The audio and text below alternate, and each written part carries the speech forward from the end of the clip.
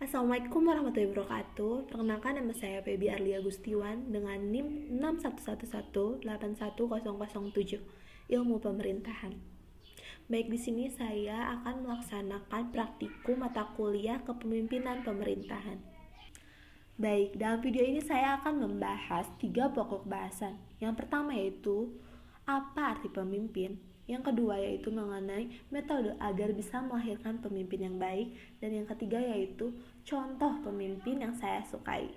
Baik, di sini saya akan membahas poin yang pertama yaitu mengenai apa arti pemimpin.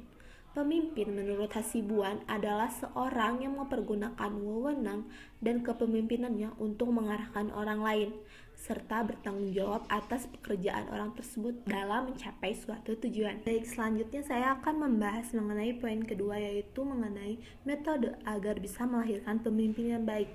Yang pertama yaitu populis. Populis berkaitan dengan paham populisme. Populis sendiri berasal dari bahasa Romania, yaitu populis, yang berarti rakyat. Populisme dalam prakteknya adalah segala upaya untuk meyakinkan rakyat, entah itu gap antara si kaya dan si miskin, dan populisme sering dikaitkan dengan penyelamat negara. Dalam penghilangan gap antara kaya dan miskin, populisme sendiri tidak lepas dari pemikiran-pemikiran mengenai sosialis. Pemimpin yang populis adalah pemimpin yang pro rakyat kecil atau often for the poor, yaitu pemimpin yang populis lahir dari pengikut atau benar lahir dari bawah, bottom up. Karakteristiknya adalah bahwa dia sangat dekat dengan bawahannya, mengetahui apa yang menjadi permasalahan bawahan ataupun pengikutnya, serta sangat peka dalam membantu menyelesaikan masalah yang diderita oleh pengikutnya tersebut. Yang kedua yaitu integritas. Integritas berarti mutu, sifat, atau keadaan yang menunjukkan kesatuan yang utuh sehingga memiliki potensi dan kemampuan memancarkan kewibawaan, kejujuran. Jadi, integritas dan kepemimpinan sangat erat satu sama lain. Menurut Stephen Covey, menyebutkan integrity is doing what we say we'll do. Jadi, seorang pemimpin tuh harus dapat bertindak secara konsisten antara kata dan perbuatan. Untuk mewujudkan serta memerlukan kerja keras dengan memiliki integritas dalam kepemimpinan, seseorang pemimpin harus menggabungkan seluruh aspek yang ada dalam dirinya dan menjadi satu kesatuan yang saling mendukung satu sama lainnya. Aspek-aspek tersebut adalah kognitif, afektif, dan psikomotornya. Hal itu yang akan mencerminkan secara holistik dirinya sebagai seorang pemimpin.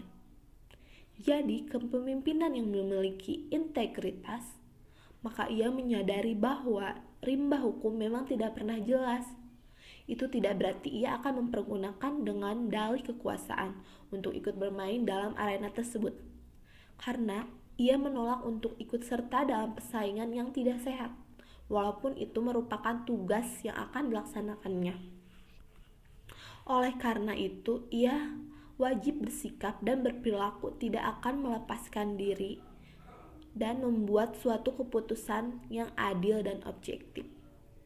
Jadi, dengan integritas itu, berarti ia memiliki manajemen intuitif untuk mengintegritaskan otak kanan, kiri, dengan hati sebagai keterampilan manajemen abad baru. Baik, metode yang ketiga yaitu cerdas secara intelektual. Seorang pemimpin harus cerdas intelektual karena pengalaman dan pendidikan yang pernah dia alami yang menentukan arah dalam setiap pengambilan keputusan. Intelektualitas tidak hanya tercermin dari prestasi yang ditorehkannya, tetapi juga harus mempunyai pengetahuan luas akan berbagai hal. Pemimpin yang cerdas secara intelektual akan memberikan pengaruh positif dalam segala tindakannya. Dia akan memberikan ide-ide brilian dalam setiap kegiatan keorganisasian. Inovasi dan kreativitas yang dia punya akan semakin menggairahkan atau memotivasi bawahannya untuk terus berkembang. Intinya, dia akan jadi teladan bagi anggotanya untuk memacu diri menjadi insan yang berkualitas. Baik, ketiga pokok bahasan yang tadi telah saya sebutkan mengenai populis, integritas, dan cerdas secara intelektual, menurut saya itu adalah metode yang tepat untuk melahirkan pemimpin yang baik. Saya akan membahas poin yang terakhir, yaitu mengenai contoh pemimpin yang saya sukai. Di sini saya sangat menyukai sosok pemimpin perempuan. Menurut saya ini yang paling baik banget dalam melakukan kinerjanya dan inovasi-inovasi yang telah ia buat, yaitu Wali Kota Surabaya, Insinyur Tri Risma Harini, Magister, atau sering dipanggil Ibu Risma.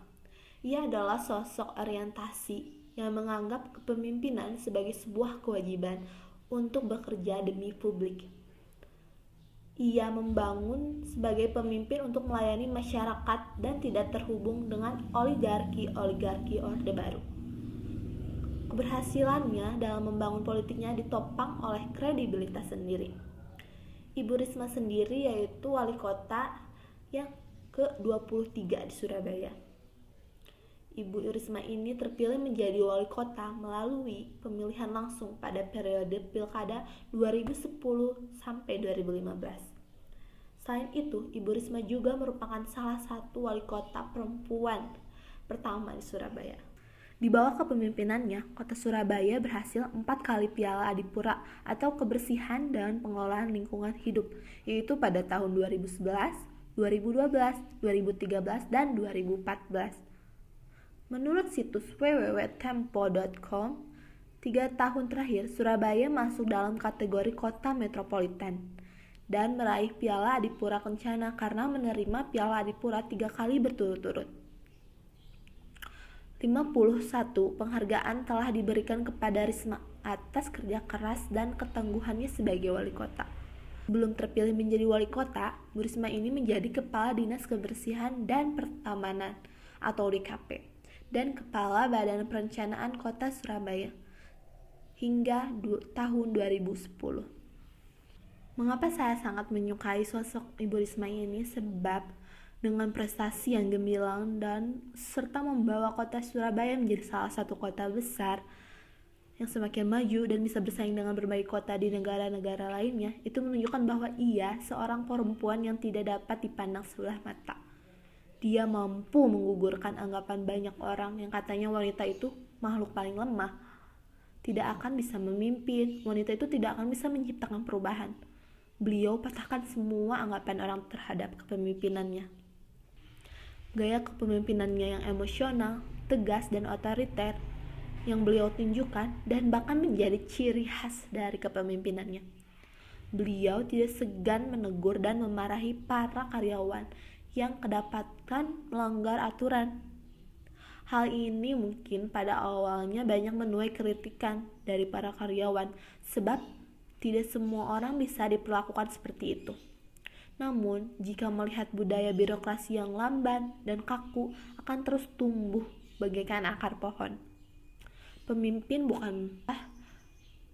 bukanlah untuk mengubah karyawan, tapi merubah budaya birokrasi. Menurut saya, Ibu Risma ini seorang pemimpin yang reformatif.